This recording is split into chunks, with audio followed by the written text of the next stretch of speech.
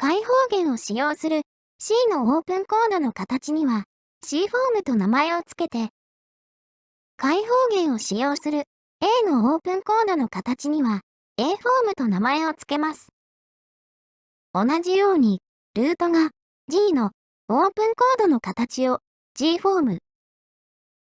ルートが E のオープンコードの形は E フォーム、ルートが D のオープンコードの形のことを D フォームと呼びます。これらのコードフォームのルートの音を揃えて指板上に並べると、重なり合いながらすべてがきれいにつながります。指板上に現れるメジャートライアドのフォームはこの5つがすべてです。5つのフォームが順番に横に並んでいくだけなので、ケイジドシステムを覚えると指板上のすべてのトライアドを覚えたことになります。この段階でも十分素晴らしい指板把握方法ですが、さらにメジャートライアドを基準として構成音を変更したり、他の音を追加したりすることで、あらゆるコードやスケールへと変化させることもできます。すべてのコードやスケールに対して指板全体を網羅する土台になり得るということですが、それを可能にしているのは、12フレットの幅の骨格です。ケイジドシステムは、ルート音だけでできた骨格を指板全体に展開しますが、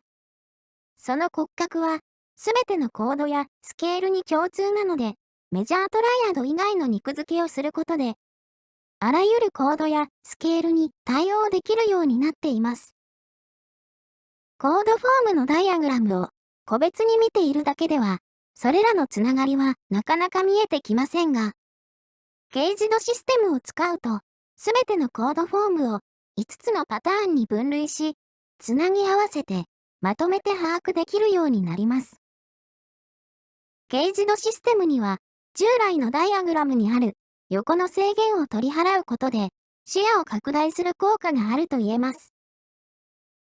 その状態から、谷をなくして、縦方向の制限も取り払うことで、さらにもう一段上からの視野を得ることができます。その視点から見ると、すべてのコードフォームを統合するケイジドシステムの骨格は、さらに大きな法則の一部だということが見えてきます。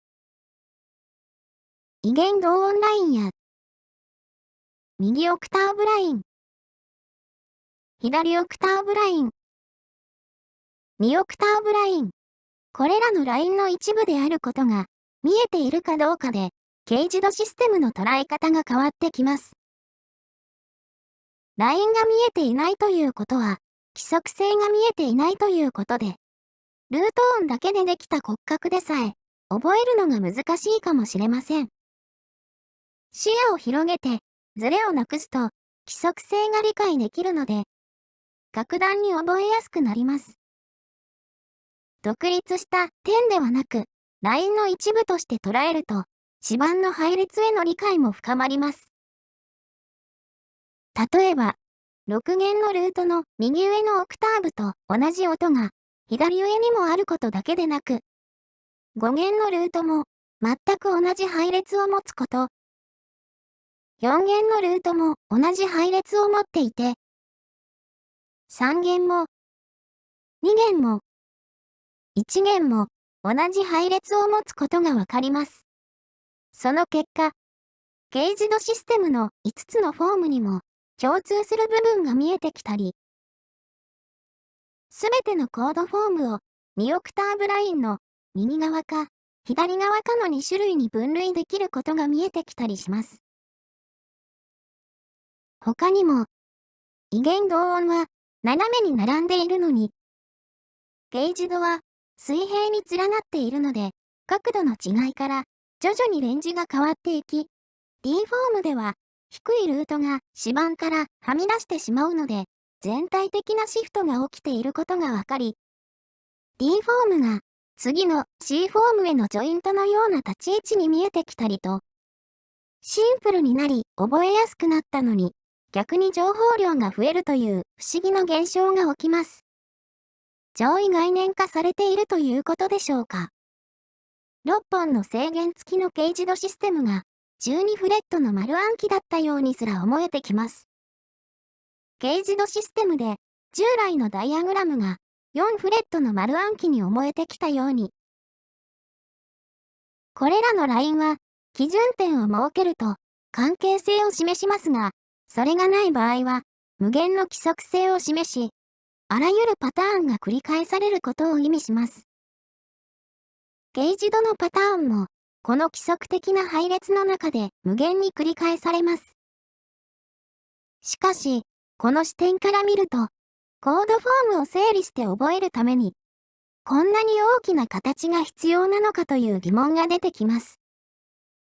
配列の見通しの良さを捨ててまで手に入れた、谷を作った目的とも言える、まっすぐな2オクターブラインを中心にして、重複している異弦同音を一つにまとめてみると、軽自動の骨格は3つの音からできていることがわかります。この2オクターブにわたる3つの音のまとめ方は他にもありますが、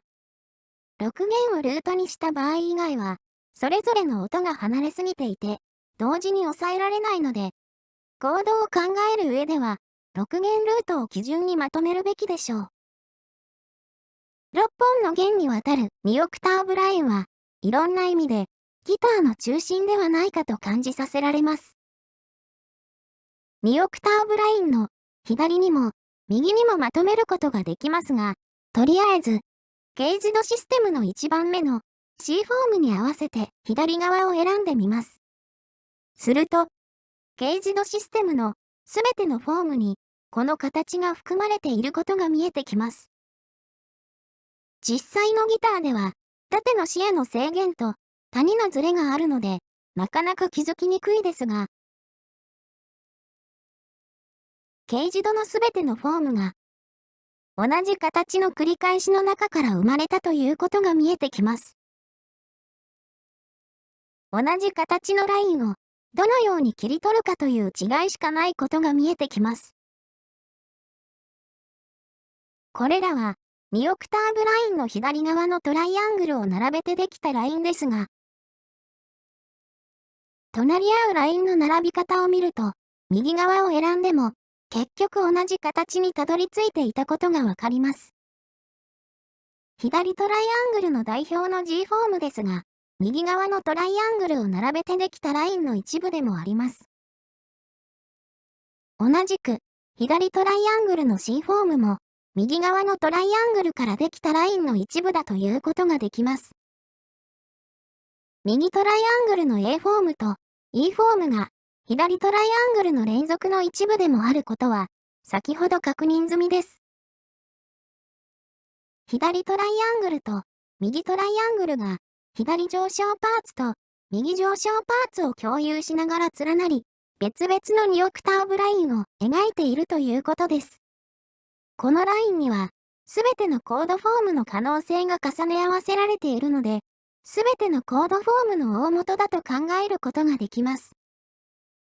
このラインは、同じ弦の12フレット先にある1オクターブ上の音を